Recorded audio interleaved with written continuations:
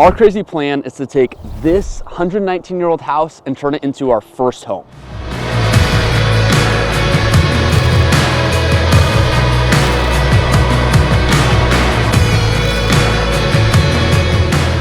All right, to be completely upfront with you, this house already looks way better than it did when we first came to view it. Basically what happened was there were some serious issues with it being a house as old as it is, and so we had to do some work to it before it was even considered financeable.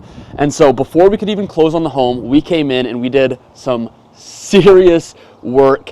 The seller wasn't willing to do it, and so that's why we did it before we even closed. And so I'm going to walk you through those things that we did and then the plan that we have moving forward for all the other projects we have, so then we can make this house an awesome first home for us. So I'm standing right here next to the entrance to the crawl space, and that's where the bulk of our work was done, was underneath the house. This house is a post and pier foundation, which means there's these concrete pads and then these posts that go up to the beams around the house, and that's what holds it up. It's not a full concrete slab that this house is sitting on. It's actually elevated off the ground, and so you can't see it now because we put up these awesome skirts, so then it actually looks like a home and not a house on stilts. We actually had to lift this back corner of the house up 4 inches. There was so much settling over all the years this house has been here that it had just been going further and further down, and so we lifted it up, we fixed it so it's all level, and now we're going to be able to be really happy with it for a super long time. The other big project we had to do before we were able to close on this house was paint it. This house is white, and it was not before. There was tons of this weird bluish green paint that was peeling all over the place, and so we went through, we scraped it all off, and then we put this sealant on so then the wood would be protected throughout all these winter months, so then we can actually make the exterior look the way we want in the spring when we have better weather. Really quick, gonna go through some other things that were smaller projects that we had to do. So first we have this railing and this railing, these steps, and a ton of little things inside like light switch covers. Now, before we jump forward and talk about the layout changes and the cool features we're going to be adding and all the things that we're going to be adjusting, I need to give a full disclosure that I don't have a lot of construction experience. I worked a couple of summers and that's it. But my dad owns a construction company, both my brothers work for him, and so they have a lot of experience. So I'll be leaning on them heavily for the technical aspects when I want to make sure that I am not doing things wrong. And they'll be in and out throughout this process to help me with various projects. Also, my mom is an interior designer, and so she's going to have some really helpful feedback on how to make the flow work really well and the design elements be cohesive. So I'm really thankful for my family and the ways that they're going to be able to be super helpful throughout this entire project, and I'm just excited to see what this house is able to turn into. So here's the plan for this house starting on the outside. As you can see probably from earlier in the video as we were doing some detail shots, there are a lot of shingles up top that are super worn out. They are tired and they are ready to go. And so every spot where there's shingles, we're gonna pull those, we're gonna add some board and batten, which is gonna be a really cool look and will match a lot of the houses in this neighborhood. We need to add some skirting around this front porch. I just hate the look where you can see underneath it. Obviously animals can get underneath, which is not ideal either. And so we'll add a cool skirt around, and around the house on that plywood skirt we currently have, we're gonna add some cool stone elements to really make that be a cool piece of the house and not just something that's covering up underneath. We're also going to be centering this doorway on this gable, which I think will look a lot better. We're going to be putting in some black railing that aligns with that, and then making some wider stairs so then the entrance feels a little more grand as you're coming in.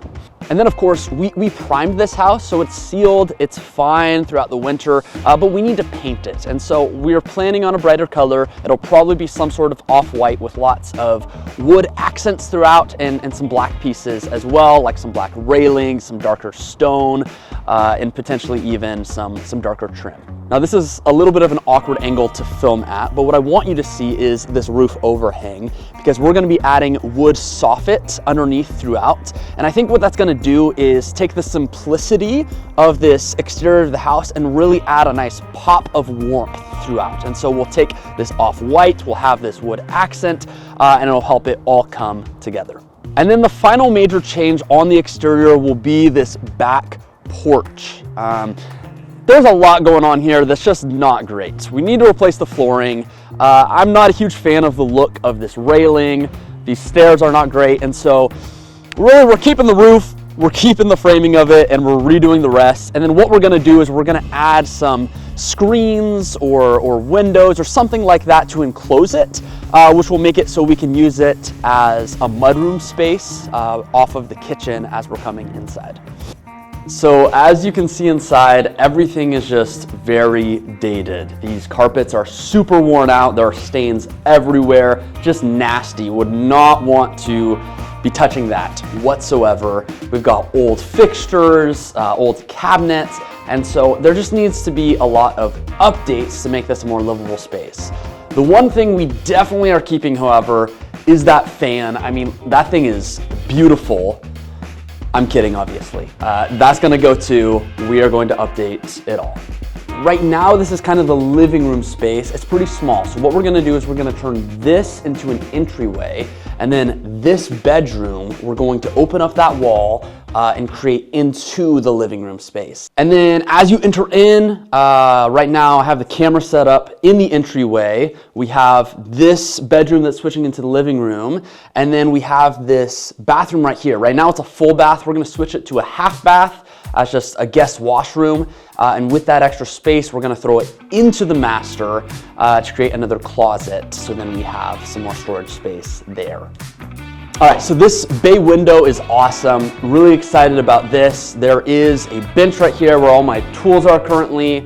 We're gonna be swapping that bench out just because it was not built very well. It doesn't look good, and so we'll swap it out, but there will be a bench here for our dining room space. And I think this will be a really cool area where we have lots of natural light coming in, a good space to congregate and eat some meals. And then here in the kitchen, it's just a full redo. We got to take away all these cabinets, new appliances, new flooring, new fixtures.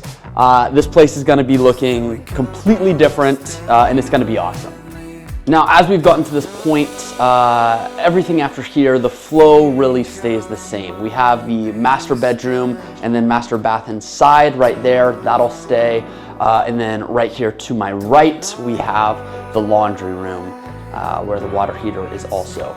So ideally, we're trying to minimize these layout changes as much as possible because it just takes time and money. We got to do new framing, new drywall, and so as much as we can not do that, we're going to try and avoid it. But obviously, some of these things just need to happen to make this a more livable space and to really maximize the square footage that we have. So last up is this upstairs area. There's really not a whole lot of standing room. I'm about 6 feet tall. It's just a little bit above me, so probably a 6'5" ceiling-ish. And so with that, it only goes about 3.5 feet wide. And so if you're my height, there's not a lot of usable space here. This finished space goes all the way down to 0, which is a little bit strange. And so we'll want to bring that in a little bit to make it feel a little more natural, and then utilize this angled section for storage and things where you don't need to be standing up. On top of that, if it allows in the budget, we're going to add a dormer, which will make it so there's even more standing space to create opportunities for things like a bathroom in the upstairs, and then 2 bedrooms as well. My wife and I are super excited for this project. We're first-time home buyers, and so there's a lot here, so many projects to do, but we know when we finish, it's gonna be so rewarding. We will have put the sweat equity into it, and so it's gonna be even more enjoyable to use this space. And I hope this series is really helpful if you're someone who maybe doesn't have a ton of construction experience, but you wanna make your home nicer.